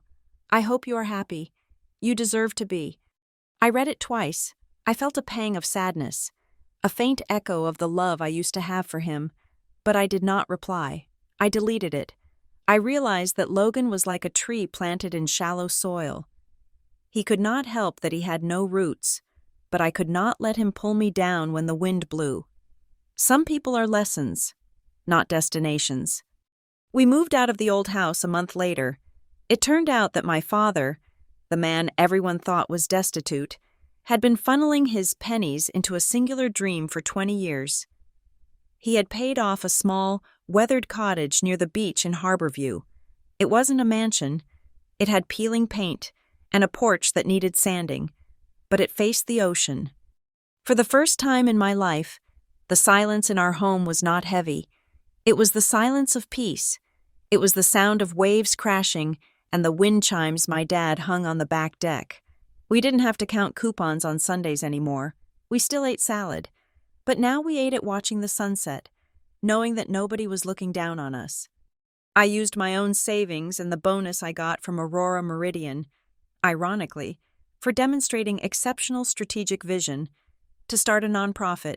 I called it the Maya Initiative. We worked with service workers in the hospitality industry, teaching them contract law and personal finance. I used the very skills I had learned climbing the corporate ladder to help others build their own elevators.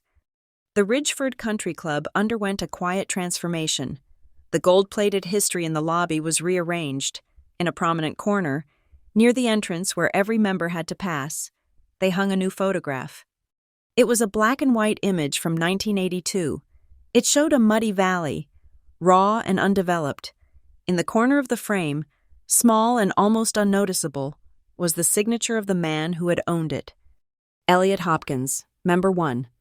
There was no plaque listing his net worth. There was no statue, just the land. One afternoon, about 6 months later, I drove Dad up to the club. He liked to sit on the back terrace sometimes, just to watch the light hit the hills he used to farm. He sat at a small iron table, his back to the clubhouse. He had brought his plastic container. He had his iceberg lettuce, his kidney beans, and his jar of homemade dressing. I sat a few tables away, reading a book, keeping a protective eye on him. A group of new members walked by. They were young, wealthy, dressed in the latest golf gear. They stopped when they saw him. I tensed, ready to intervene. But they didn't laugh. "Excuse me, sir?" one of the men asked. Dad looked up, wiping his mouth with a paper napkin. "Yes." "Are you Mr. Hopkins, the member one?" Dad nodded slowly. "That is me." The man gestured to the plastic bowl. "I have heard about that salad. People say it is the secret to longevity. Is that a special family recipe?" Dad smiled. The sun caught the lines around his eyes, and he looked regal. "It is nothing special," Dad said. "Just simple greens. But the secret isn't in the bowl, son." The group leaned in, listening intently. "The secret," Dad said, tapping his chest, "is knowing that you are worth more than anything on the menu. If you know that, even dry toast tastes like a banquet." The men nodded solemnly, as if he had just dispensed ancient wisdom. I watched them walk away. I saw one of them whisper to the waiter, asking if they could get a side of the Hopkins dressing. I laughed softly to myself. I realized then that my revenge was complete. I hadn't burned their world to ash. I hadn't destroyed the club. I had done something far more permanent. I had rewritten the code. The Mercers were gone, exiled by their own vanity. And the people who remained were living in a world where Elliot Hopkins was the king, eating his cheap salad on a throne built of his own integrity. I looked out at the valley, green and rolling under the afternoon sun. I thought about the members-only sign that used to scare me. It didn't scare me anymore. I knew now that the only membership that mattered was the one you granted yourself. I closed my book and walked over to sit with him. "Pass the dressing. Member 1, I said. He handed me the jar, his eyes twinkling. "Here you go, Member 2. We ate in silence, the only sound the clinking of our forks and the distant applause of a world that finally understood the value of the man sitting next to me. Thank you so much for listening to this story. I would love to hear where you are tuning in from. So please drop a comment below and let's get a conversation started. If you enjoyed seeing justice served, please make sure to subscribe to the Lila Revenge Stories channel, hit that like button, and smash the hype button to help this story reach even more people. Your support means the world to us.